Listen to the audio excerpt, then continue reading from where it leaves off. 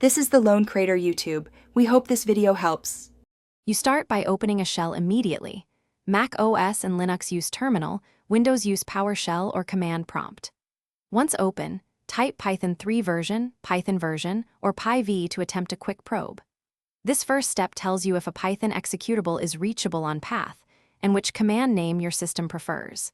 If nothing returns, make sure you installed Python or check path settings, otherwise proceed to check aliases and multiple installations. Once you know a command works, locate the actual executable so you understand which installation runs.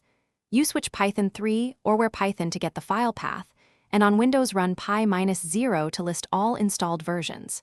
Then run Python c import sys, print sys, version, or Python msysconfig to see precise version, build info, and architecture. These commands explain why a script might use one interpreter versus another, and help you choose the right executable for your projects. To finish, pick the interpreter you want and make it explicit. Create a virtualenv, use pyenv, or set the full path in your IDE. This prevents accidental use of system Python by scripts.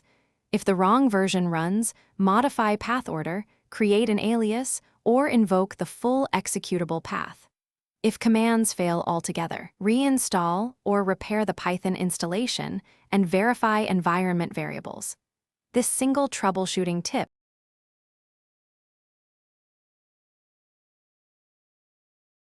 Thanks for watching.